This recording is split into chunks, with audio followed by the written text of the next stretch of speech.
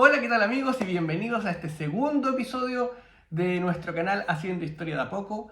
Quiero partir agradeciendo a todos aquellos que fueron capaces de dejar un comentario, tanto por la página como también en persona, aquellos que me hicieron críticas constructivas, aquellos que les pareció algo interesante, y agradecer, pero con todo mi corazón, a José Pedro, mi hijo, que me ha ayudado un montón en hacer este segundo video y que le encantó que su papá tuviera un canal de YouTube de historia.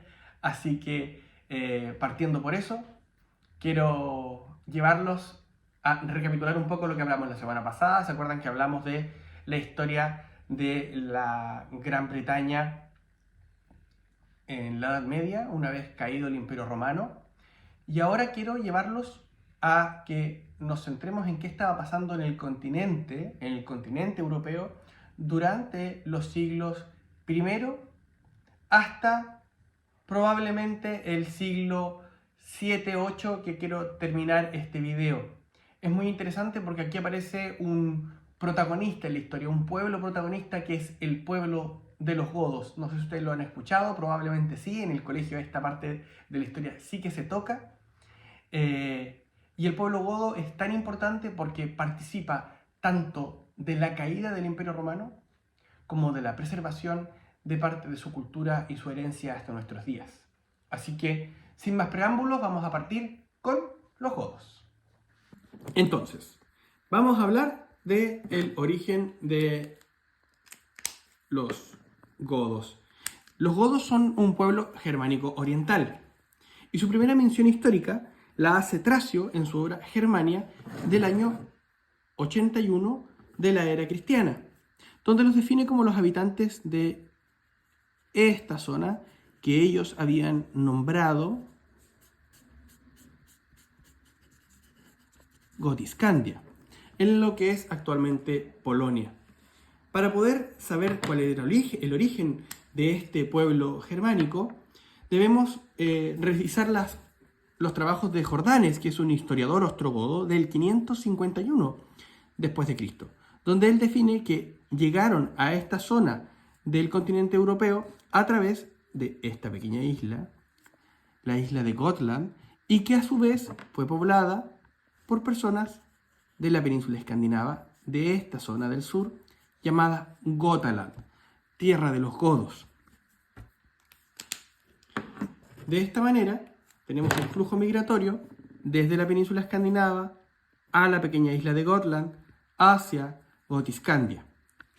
Es en esta porción de Europa donde empiezan a recibir contacto con pueblos nómades euroasiáticos.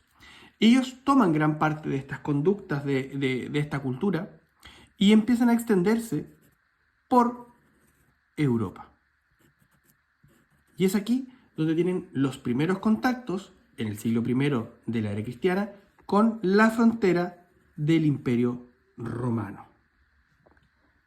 Bueno, y así como los godos se instauraron en esta zona de Europa, comenzaron a generar presión sobre la frontera romana. Una frontera que era cada vez más difícil de controlar y de administrar.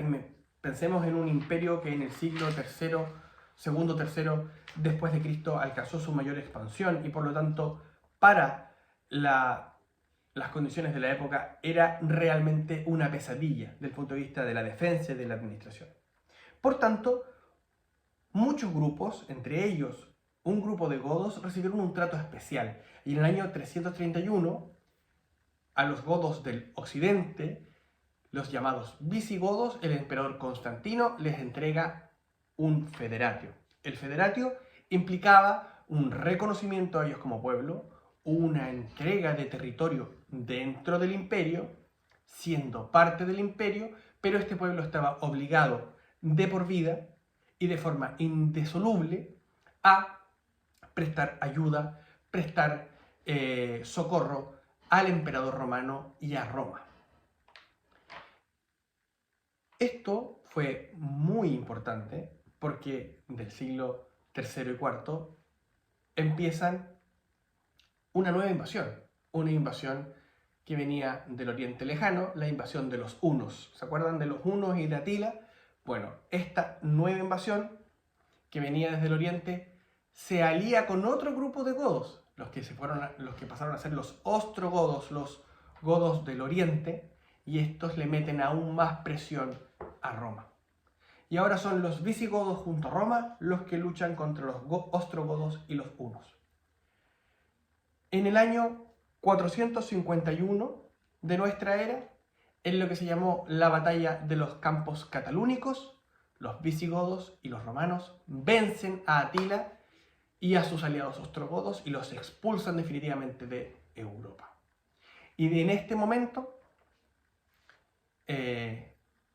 Roma, ya en los últimos estertores de su imperio, recuerden que se cae en el 476, estamos en el 451, reconoce a los visigodos como un pueblo aparte, se desmembra esa parte del imperio y ellos, en lo que era la Galia occidental, área de Francia, hacia la península ibérica, se convierten en amos y señores de ese territorio.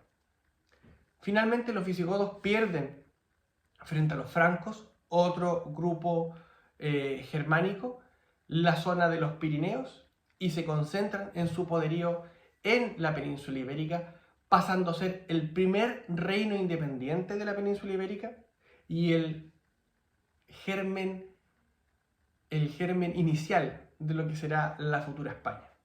Eso lo vamos a dejar para un par de minutos después. Ahora, ¿qué pasó con Roma en los últimos 20 años que le quedaban a su imperio? Finalmente los romanos son invadidos por los ostrogodos. Los ostrogodos derrotan a el último emperador romano, que es Rómulo Augustulo, y por estas cosas del destino, el primer rey de Roma es Rómulo y el último emperador de Roma también es Rómulo. Así que la historia tiene cierto grado de comicidad para que ustedes se den cuenta. Pero el reino italiano ostrogodo dura solo 40 años y nuevamente es conquistado por Bizancio y finalmente estos son expulsados por los lombardos. Así que esa es otra historia. Volvamos con España, con la península ibérica. Entonces el reino con capital en Toledo, el reino de Toledo, el reino de los visigodos, es pujante y vibrante por 200 años. Pero, aquí está lo interesante, que los visigodos solamente son en su máximo apogeo en la península ibérica no más allá de 150.000 personas. Por lo tanto, ellos llevan a cabo una activa política de mezcla y mestizaje con los hispanos romanos. Por lo tanto, la cultura goda va desapareciendo y mezclándose cada día con la cultura hispana romana. En el año 712 ocurre la invasión musulmana de la península ibérica, con la gran derrota y la caída y destrucción del reino visigodo de Toledo. Prácticamente toda la península ibérica es controlada por los árabes, hasta que en el 722 un noble visigodo llamado Don Pelayo es quien en la batalla de la Covadonga genera el primer gran triunfo de Asturias como reino y detiene la invasión de los musulmanes en la península ibérica. Y desde ese momento empieza la llamada Reconquista, que termina con la expulsión de los musulmanes en el siglo XV por parte de los reyes católicos, y ahí recién la creación del Reino de España. Por tanto, ¿es el Reino de España el heredero legítimo de la herencia de los godos? La historia aparentemente dice que sí. Tanto así que el título de Rey de los Godos, recordemos que los godos venían de Suecia, se lo compiten tanto la corona de España como la corona sueca. ¿Quién es el verdadero rey de los godos? Y hay una anécdota del Concilio de Basilea, cuando cardenales españoles competían por saber quién se iba a sentar más cerca del Papa, junto a cardenales de la península escandinava. Y ellos decían: nosotros somos los verdaderos herederos de los godos, y los escandinavos, los suecos decían, no, nosotros somos. Y el obispo de ese momento, Toledo, dice, los únicos godos que se quedaron en la península escandinava eran aquellos que eran flojos y sin ambición. Por lo tanto, los verdaderos godos son los que vivimos en España. Bueno, espero que ese pequeño detalle cultural y anecdótico les sirva para quedarse con un poquito de esta esencia. Nuevamente les agradezco a todos por su atención. Espero no haber sido fome en esta oportunidad. Y le agradezco profundamente a José Pedro, que me está dando todo el ánimo para seguir adelante.